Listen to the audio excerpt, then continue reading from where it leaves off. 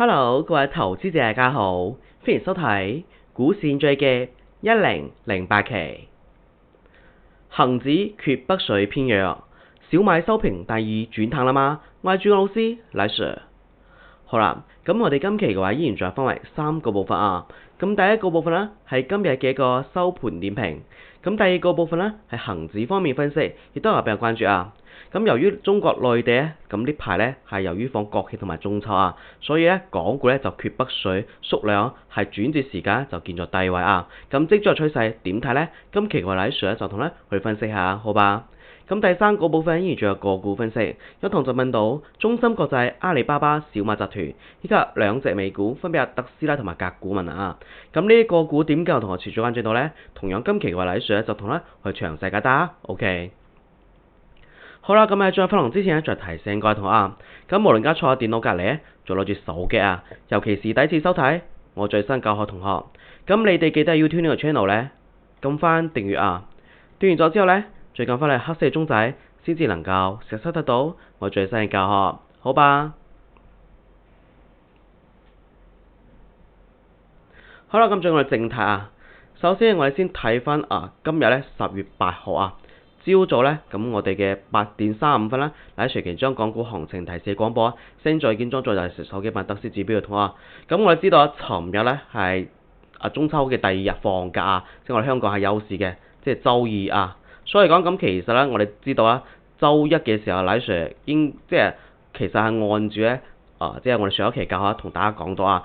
講到咩咧？就上一期回顧翻大家同大家講嘅，咁其實指數方面咧，咁其實回落當中，無論通過我哋初級版有咗沽出信號咧，包括我哋進階版升級版啊，亦都提示大家，咁其實短期咧係一個中期向上升，短期咧係回落當中啊。呢個係星期一同內部會員嘅一個提示啊。咁當然我哋今日提示咧，大家見到未？咁其實呢幾日好多會員啊，就問到黎 Sir 啊，即係10月8號咧。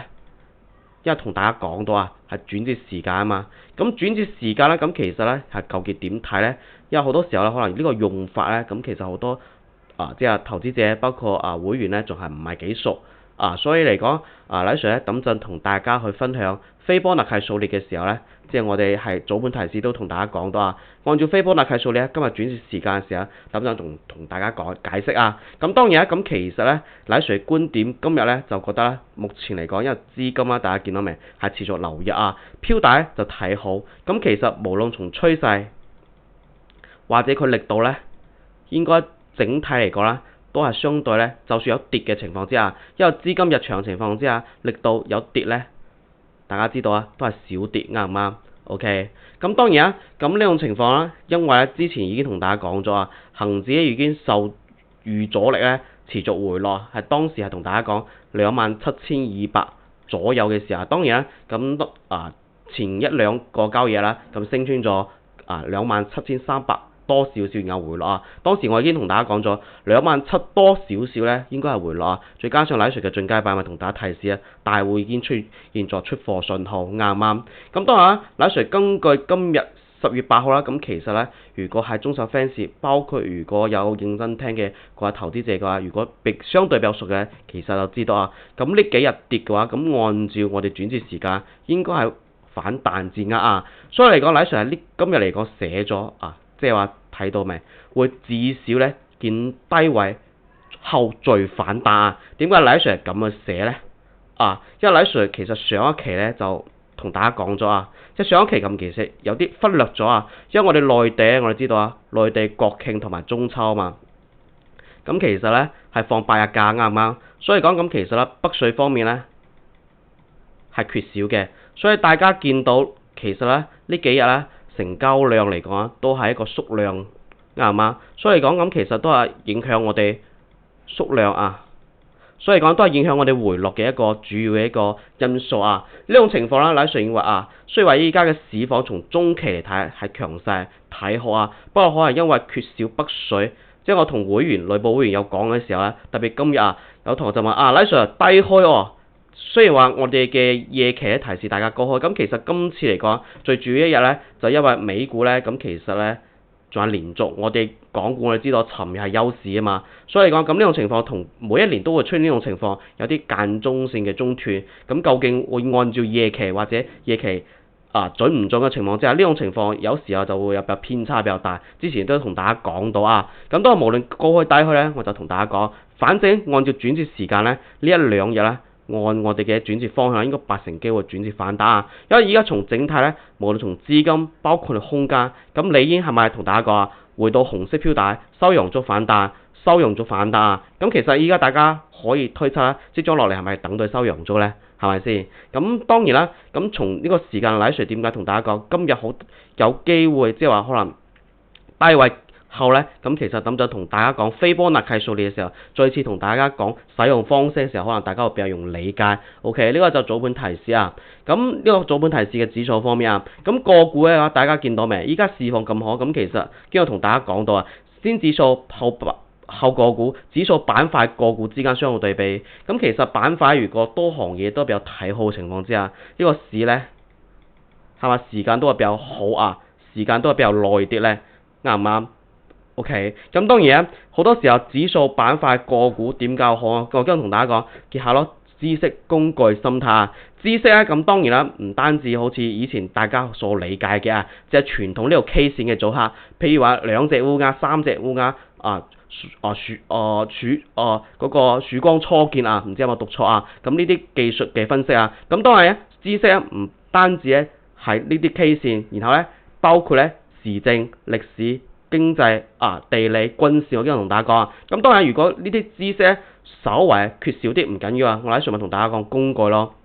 工具點講呢？因為工具可以放大大家睇唔到嘅嘢嘛。我今日同大家講，大家如果有富途牛牛，譬如話大家係會員啊，咁當然呢個系統咧係收費啊嘛。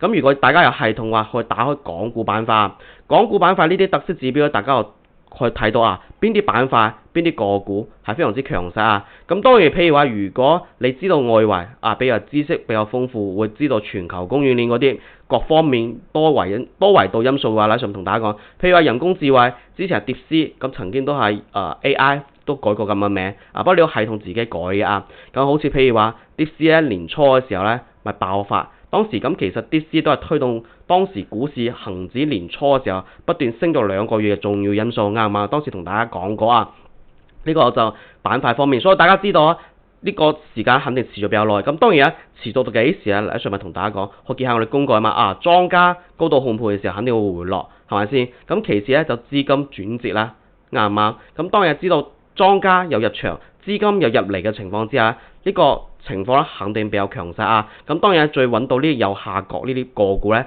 結合莊家圖，我哋知道啊，選擇係揀有冇莊家嘅強勢股啱嘛？呢個就通過工具啊。其次咧就軍工啊，之前同大家講嘅57係咪空置嗰一次一樣嘅，所以講咁有咗知識會更加對於板塊個股之間更加即係能夠認清咯。所以講知識工具係唔能夠缺少。咁當然有咗之後咧。咁最後咧，係咪決定於大家自己嘅心態啊？心態咧，我咪經常同大家講，咁其實咧就係一個情緒嘅問題啊。情緒咧就體現到信心嘅問題啊，啱唔啱？咁信心啊，咁其實咧係股市嘅一個基石啊嘛。咁呢個信心啱先咪講咗，佢受外圍嘅因素。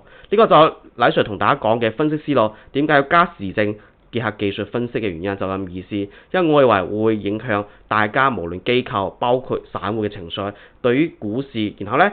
根據特色指標，因為影響到股市咧，然後先至用特色指標反映到俾大家睇啊嘛，係咁樣一個邏輯。OK，呢個就早盤提示已經同大家講啊。好啦，咁我再睇翻我哋今日嘅開市情況。啱啱已經講咗，因為由於咧，即係話美股咧係連續2日啊，我哋其實講嚟講去就我哋週二咧，我哋香港港股休咗市，所以講咁其實夜期咧係週一嘅夜期。週一夜期不過無論點樣，因為佢夜期冇喐啊嘛，我仲係按照之前同大家講嘅高開。不過今次咧確實咧都同舊年，大家有冇發現咧？同舊年國慶都有幾日都一樣啊，因為中間中咧又中斷咗，所以講咁夜期對於聽日嘅夾咗一日嘅股市咧，其實咧係有所偏差嘅，啱唔啱？咁呢個大家都能夠理解，或者大家之前都已經歷過啊。咁無論點樣，今日咧咁其實大家見到咩？低開啊，並冇高開，然後咧整體咧仲係一個弱勢。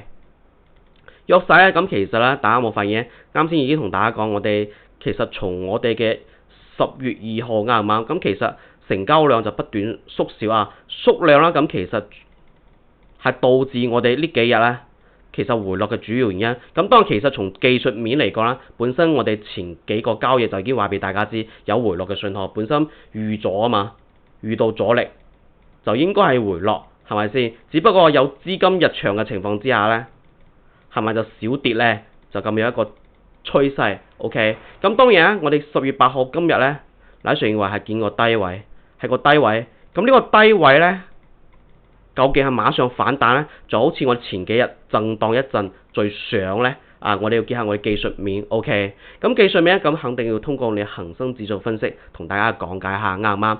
咁恒生指數分析咧，乃瑞之前同大家講啊，咁其實咧之前已經錯過咗第一波，乃瑞同大家去推測嘅。呢個非常之好嘅行情之下咧，我相信大家第二輪咧，咁其實好多投資者，包括乃瑞嘅會員咧，都趕上呢一波嘅一個市況，啱唔啱？咁其實今次咧，乃瑞認為都係提前咗好多啊。OK，一提前咗好多，包括乃瑞咪同大家講，年底咧先至可能會到2.8附近呢個位置啊。咁究竟乃瑞係通過咩邏輯，仲係自己單憑想像咧？咁當然乃瑞同大家講，乃瑞分析肯定有依據啊，唔係自己憑感覺嘅啊。大家都知道啱唔啱？咁當然通過點樣去同大家分析啊？咁當然咁今次嚟講，乃瑞認為同大家講個目標位啊，即係乃瑞認為喺呢個時間之前咧，乃瑞認為有個目標位咧，大家要注意啲，係大概幾多啊？大約咧27,500咧，乃瑞認為呢個位置咧會持續震盪時間會比較耐。會時間比較耐啲啊，因為嚟講我哋本來按照乃瑞嘅推斷咧，應該將近呢個時間按照之前咁樣，先至會到達2.7多少少，冇諗到先至冇講一個月就已經到咗，啱唔啱？唔似之前呢啲位置咧，時間空間都比較大家比較充足時間。咁當然所以嚟講，依家目前去推測睇翻依家技術面，大約喺呢個位置，大家要注意啲。點解咧？咁呢個邏輯咁其實最主要就係按照乃瑞嘅一個思考方式因為嚟講港股升跌嘅本質同呢個兩個有關啊。咁首先中美關係我已經同大家講啊，由於教學視頻嘅原因啊，唔好講太多嗰啲比較敏感嘅話題啊。反正大家可以睇翻8月咧同埋9月嘅教學視頻。點解乃瑞同大家推斷咧11月10號之前咧就穩定？我今日同大家講，中美只要穩定咧，全世界都好，啱唔啱？咁依家乃瑞認為依家中美關係越嚟越趨向於合作方面，乃瑞都係比較憧憬呢種情況啊。呢個從中美關係，所以11月10號之前，基本上市況咧，大家去操作冇咩問題啊。大家可以持倉嘅乃瑞呢度肯定同大家講 ，OK。咁呢個係從外因中美關係啊，所以包括有同學都留言話，佢話明年會唔會即係話美元反彈各方面咧，對於我哋人仔咧相對比較弱會轉差。乃瑞同大家講，無論係今年或者明年，包括持續呢幾年，大家只要關注中美關係，呢個對股市咧就最大因素影響。OK，咁其次咧就係呢個匯率咯。匯率咧點解舊年咧我哋港股點解慢牛中斷啦？乃瑞咪同大家講，美元強勢啊嘛，美元咧咁無論點樣啦，美國同美元呢方面咧就係非常之強勢，因為佢係世界貨幣，所以講資金資本咧依然在流向佢哋呢個市場比較多。就算降息咗之後咧，從美債銀行嗰啲錢咧，始終流向美股嘅錢仲會比較多。其次咧，先至分批會流向好似我哋中港股啊、歐洲呢啲股市當中啊。所以大家見到咪降息對於股市都係有影響嘅，即係會推動股市啊，應該係咁意思啊。咁整體依家從短期睇，美元咧相對睇好啊。中期咧咁其實壓力咧仲係依然有啊。因為從我哋莊家持倉比例，包括我哋資金整體咧，從趨勢嚟睇依然睇淡。短期依家有轉好啊。咁相對嚟講會唔會我哋港股有所壓力啊？包括其實美元強咧，係咪包括啱先乃瑞同大家講點解大約依家會2.7喺呢度會震盪？咁其實可能美元依家短期咧都回升，對於我哋中港股咧都有啲壓力嘅。OK， 呢個都係一個因素啊，從外匯角度啊。所以無論點樣啦，咁依家美元升，相對我哋人仔咧，包括港紙咧呢啲咧壓力都相對有啲大啊。所以講整體咧，從中期趨勢啱先已經講咗啊，中期趨勢美元始終相對之前咧比較弱勢，所以講相對我哋人仔又強，外國資本咧就日弱啊。所以講港股就會升。其次咧，咪同大家講北水呢排咪同大家講北水，因為我哋內地嘅休假，所以嚟講冇開市啊嘛，所以大家見到成交量都係減少。大家見到未？呢幾日我哋恒指大家見到嘅恒生指數，從我哋10月2號咧，大家見到啊，從沽出信號，有冇發現10月2號呢度咧就開始已經減弱，大家見到啊，2200，然後咧到咗我哋3號、4號呢幾日係咪先1000幾億嘅成交量，所以講縮量啦，都係我哋呢幾日持續跌嘅一個原因。OK， 咁當然啦，當我哋聽日點解咧？想同大家講聽日可能會比較明顯，因為有北水翻嚟可能會比較明顯有個回升，包括可能仲會持續震盪，睇邊種？呢個睇技術面不過無論點樣，乃算認為今次如果有反彈嘅話，係到達呢個目標位，大家要注意啲OK， 所以講依家除咗北水、外國資本，仲有一個 IPO 啦，越嚟越多新股係嚟香港上市，所以而家我哋港股唔升都難。我今日同大家講咁當然呢個按照呢個本身，我哋乃算唔係同大家講按照思路去同大家講翻。啱先已經講到而家嘅時勢咧，包括呢幾日咁，其實因為北水嘅原因導致我哋港股縮量依家回落。咁聽日咁其實會唔會回升咧？再按照乃算同大家講，仲會震盪乃算以為會有呢兩種情況出現。點解咧？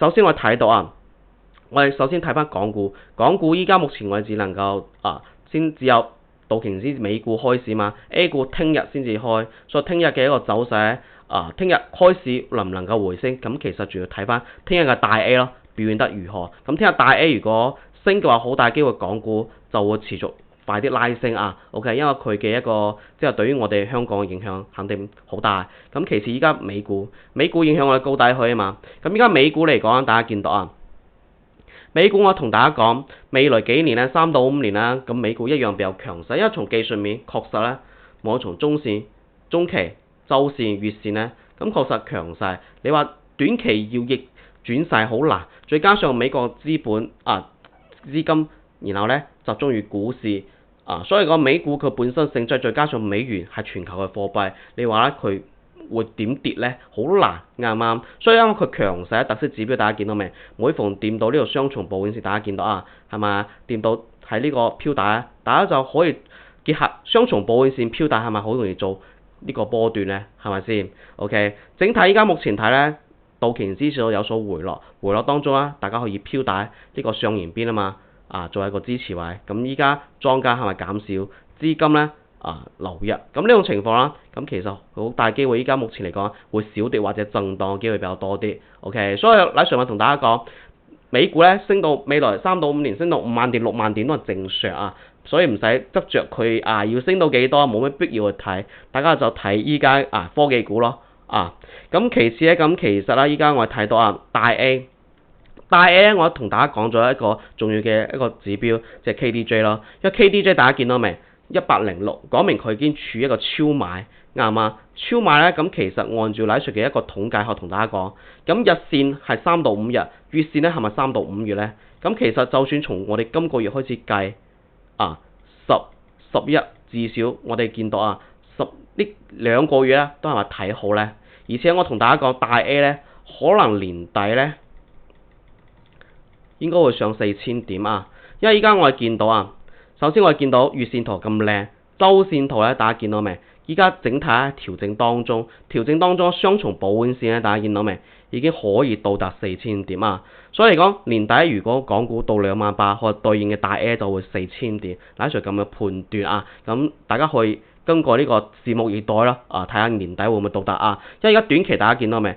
喺呢度橫擺咗幾耐幾日1-2個禮拜，然後再上翻短期咧又持續睇好OK， 睇佢嘅通道係咪又開始打開咧？係咪先 ？OK， 所以大 A 大家見到未？就持續咧，相對咧大睇好。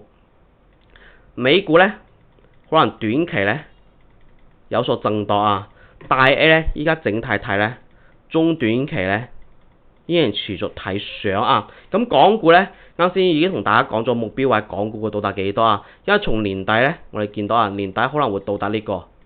咁因為依家我哋嘅江陰線咧冇咁快，市咧就升得太快，所以講27500大約喺呢個位置，大家要注意啲咁確實依家目前睇咧，咁確實你話要衝得太多，並冇啊，因為依家目前28000仲係少於呢個位置啊，而且咧我哋見到中期咧，依家資金咧流入速度有所減弱，講明咧係咪按照黎 Sir 同大家講，震盪趨勢向上啊？咁其實上一期我已經同大家去分析過、分享過啊，因為從我哋嘅進階版咧都可以睇翻呢個節奏，恒生指數周線圖，大家見到未？莊家持倉比例係非常之靚，沽出信號其實喺上個禮拜就已經同大家推測又會出現沽出啊。不過咧最重要咧就係我哋大單資金，大家見到未？從我哋大單資金包括大戶吸籌咧，咁呢個角度咧係咪先飄得行得靚？確實震盪趨勢向上。從我哋趨勢睇啱唔啱？確實冇錯。OK， 咁當然啊。中期我睇日線圖係點睇呢？日線圖呢，咁仲要介紹到啱先已經同大家講嘅一個重點啊。點解今日10月8號呢係一個轉折時間呢？因為依家目前嚟講啦，就多咗比之前多咗一組8月7號，因為黎 Sir 揾到呢一組呢，咁其實呢，基本上能夠延續之前啲前3組啊，因為本身到89，基本上就結束啦嘛，啱唔啱 ？OK， 咁呢個時間黎 Sir 要話至少呢，都係個低位啊。可能咧會好似呢個位置咧再震一下，點解呢？因為你目前從日線圖嚟睇咧，大家見到未？因為本個月咧我就同大家講咗，一個咧就係我哋嘅10月8號，一個咧就27號。今次我哋就遇到8號，8號點解咧？雖然話至少係低位咧，首先我見到啊，依家資金咧就開始流出，咁流出咧會唔會加速？我哋仲要等待聽日嘅特色指標會唔會有加速嘅跡象？啱嘛？咁如果加速嘅情況之下呢，咁呢度係咪會震盪呢？啱唔啱？從時間轉折，咁其實啱先差啲唔記得同大家講，時間轉折咧點解黎 Sir 會同大家講見低位呢？因為之前黎 Sir 同大家講啊，咁其實每次咧如果轉折時間，如果之前係跌嘅情況之下呢，咁我哋80%機會之後呢係升，咁呢升嘅當中呢，有3種情況，一種咧就強勢，一種咧就中等，一種係弱勢。弱勢咧就次日先至會升，咁中等咧就低開高走啊，咁強勢咧咁其實就係當日就高開一直升咯，咁嘅意思咯。黎 Sir 通過因為北水嘅一個原因，黎 Sir 點，所以黎 Sir 嘅一個推斷咧，至少可能會低開咯，咁嘅意思咯，唔係至少咧會見低位。低開又唔知啊，當時判斷係高開嘛，會見個低位，因為高開之後你仲去向下跌啊嘛，觸及低位，然後再反彈咁嘅意思咯。呢個從呢個節奏，我之前其實啱啱教學嘅時候都同大家分析過啊。咁所以嚟講，咁其實咧各位投資者嘅話，如果唔記得去孖低黎 Sir 講嘅呢個方法啊 ，OK。咁另外再結合我哋空間嚟睇下，大家見到未？空間咁其實通過我哋紅飄帶本身深入陽燭呢排咧，就確實比較強勢去反彈嘅。只不過依家反彈當中啊，佢究竟會唔會即刻反彈咧？就睇資金。依家資金趨勢咧就流出，會唔會加速？我哋仲要等待。啱先講咗啊。其次咧，因為呢個初級版係睇趨勢啊嘛。大家話黎 Sir 我可以用轉折睇冇轉折位啊嘛，啱唔啱？咁確實係，因為而家目前嚟睇咧，我大單資金反而係加速。OK， 加速當中咧，咁聽日我哋係咪可通過夜期咧？我哋依家係咪可通過夜期咧？去推測佢至少有冇減弱，咁當日大單資金如果係減弱呢，聽日好大機會就係即刻反彈，否則呢仲係持續呢個位置，好似呢個位置呢，喺上幾期咪同大家講會震一下再上呢咪會最多到27500，咁27500係點嚟嘅呢？咁依家目前呢，大家見到未？從日線圖啊，依家通過雙重保險線呢，依家開始呢就收縮啊，大家見到未？第一個呢，阻力位27200到300之間，其次大家見到未？去到盡頭呢，咁呢個依家目前可能睇到27500多少少，咁當然隨住時間呢度收窄，大約咧就27500呢度呢，非常之大嘅阻力，所以如果呢次呢，無論係震盪完或者即刻升呢，最多去到盡就大約呢個位置啊，呢個就係黎 Sir 咁啊同大家推斷啊。咁當然啊，咁聽日嚟講啦，通過夜期大家見到未？夜期依家暫時升，我哋仲係睇聽日嘅一個收市有冇跌，有冇減弱。依家目前咧，大家見到啊，從我哋大單資金睇咧就減弱啦。OK， 咁當然依家仲係唔明顯，起碼嚟講至少呢個低位震盪啊。咁可以另外用30分鐘圖去校準依家我哋聽日嘅走勢啊。咁目前嚟講30分鐘圖咧，咁確實啦，大家見到未？有吸貨啊，然後咧大單資金升穿啊，所以聽日關鍵咧就睇呢個位置守得住咧，咁基本上就快速反彈。OK， 否則咧就仲係一個震盪，等對我哋日線圖咧呢個大單資金轉綠色能量棒咯，再拉升咯。以上咧就黎 Sir 同大家去推斷嘅一個股市。OK， 咁股市咧就瞬息萬變啊。咁當然除咗時勢黎 Sir 同大家把握啊，咁當然核心嘅係呢個系統啊。系統咧咁黎 Sir 已經同大家講，依家市況咁好啦，大家更應該借助工具咧結合咧呢啲工具去揾到相關強勢嘅個股，啱嘛？判斷趨勢啊。系統咧就收費。不過咧，佢裝造就永久使用，唔需要交年費啊。同時講美股大 A 一樣睇到啊。最重要大家翻工做生意唔方便，可以用平板手機，仲有實時報價。所以非常之感興趣嘅投資者嘅話，大家去視頻下方能夠相關 link。咁點嘅就連到黎 Sir 呢邊。OK。好啦，咁最後我做一個環節個股分析啊。個股分析啊，咁我睇翻中芯國際、阿里巴巴、小米啊。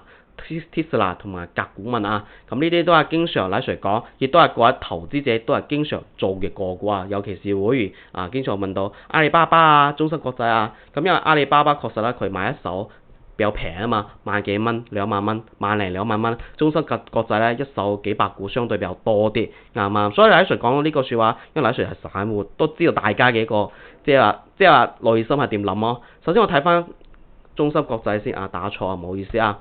中芯國際咧，咁其實依家無論從日線圖，包括周線圖，咁其實好明顯已經出現咗沽出信號。咁其實因為依家阿里巴巴都回落，佢跟住回落嘅。因為嚟講，我同大家講，阿里巴巴突破咗芯片，佢肯定會持續升啊。咁依家升得太多，佢又回落都係正常啊。咁何況依家多個指標沽出信號，大家見到未？資金減弱，不過咧佢嘅大單資金呢度開始流出，轉折位已經好明顯。啱嘛？講明係回落，回落當中咁首先黎 Sir 同大家講，如果之前有大陰大陽，大家要按傳統嘅技術分析啊。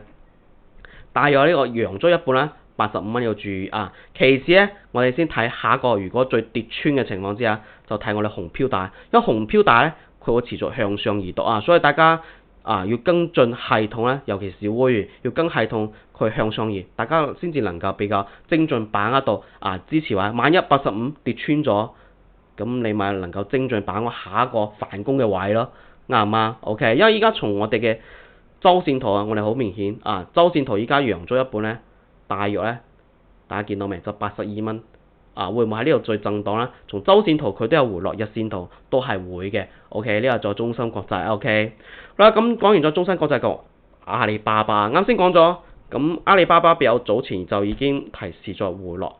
因為沽出信號、黃色風險信號，而且大家見到未？大單資金穿弱勢區已經早阿里巴巴回落啊。咁當然阿里巴巴依家目前咧，大家見到未？同大市咧差唔多啊。不過嚟講，點解黎 Sir 認為依家嘅大市好大機會仲會持續震盪？因為首先從技術面嚟講，資金仲係一個流出狀態啊。其次咧，大家見到未？依家大多數個股咧仲係啱啱先回落。所以講咁相對嚟講回落嘅話，仲係弱勢。不過依家目前大家見到未？阿里巴巴下方支持位大約呢個位置咧，170蚊啦。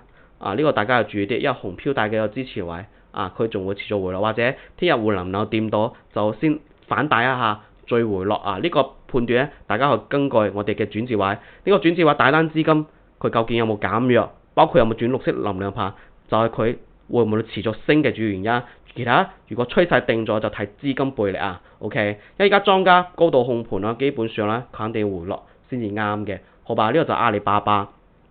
好啦，講完咗阿里巴巴，講小米小米就收平今日咁其實小米都好多會員就跟呢隻其次咧咁其實有啲之前識得嘅朋友啦，投資者都問到呢隻小米小米咧唔使講啦，大家見到未？綠色飄帶咁之前咧大陰燭嘅時候就已經出現沽出信號，所以我建議會員有好多同學問嘅時候就話，你沽出上呢個走唔切嘅話，咁你又睇多觀察幾日，咁如果觀察幾日咧，我哋見到紅色飄帶上唔翻嘅話，大家係咪發現咧2到3日咧上唔翻，係咪有轉淡啊？咁依家轉淡，你一定就依家呢個位置，起碼睇自己倉位，至少減倉咯。OK， 咁因為嚟講，我通過周線睇長遠啲，大家見到未？好大機會呢度周線會轉綠色能量棒，會調整下，因為佢莊家大家見到未？都開始減少當中所以嚟講轉淡大家要注意啲。不過依家目前嚟睇佢下方大家見到未？通道仲慢慢鱷魚將在咁啊，所以嚟講，乃瑞認為從莊家角度，標大雙重保溫線仲會持續向下轉淡多啲，好吧？呢度小米啊，好啦，講完咗小米，講翻 Tesla 同埋甲骨文啊。Tesla 咧，咁其實乃瑞認為啊，大家見到未？佢因為個冇資金入場，所以話佢呢度出現買嘅信號，大家有冇發現咧？係咪就紅標但呢度上落震盪啊？乃瑞認為依家目前喺 Tesla 大約435呢個位置咧附近震盪。當佢嘅大單資金如果呢度啦，因為佢而家係弱勢區嘛，一旦轉綠色能量棒，本身係弱勢區係肯定容易反彈，所以我乃瑞認為呢個附近咧仲會震一下。啊，其次咧，你睇莊家線有冇穿莊家？莊家線穿莊家，咪慢慢揸住。OK，呢個從 Tesla 嘅角度嚟睇啊。好啦，講完咗 Tesla，講翻甲骨文啊 ，ORCL 咧甲骨文啦，咁乃瑞認為佢依家消化咗之前嘅利好消息，因為 ORCL 咧甲骨文同之前嘅 TikTok 有關啊，因為同數據啊，因為而家西方公司啊啲想收購 TikTok 咧，睇中佢嘅一個算法咧就係一個數據啊，因為嚟講數據咧係我哋 AI 嘅其中一個環節啊，AI 咧大家知道啊，算力、算法同埋數據呢三樣係最重要啊。OK， 我哋中國咧除咗算力係稍為有啲弱勢，其實算法數據咧係已經好領先啊，好吧？咁依家甲骨文大家見到未？佢依家等我發現，佢只要唔上翻呢個位置咧，296啊，基本上咧同埋就轉淡啦。OK， 所以甲骨文啦，依家目前咧我哋根據指標啦，咁上唔翻，然後掂到呢個裂口咧回補啦，做一個震盪嘅一個趨勢咯，好吧？呢個就甲骨文。好啦，以上個股就同大家分享呢度，下期咩時間呢？下期依然會做每逢周三同埋周六9個時間保持不變，好吧？今期節目就講呢度，我哋下期再會啊，拜拜。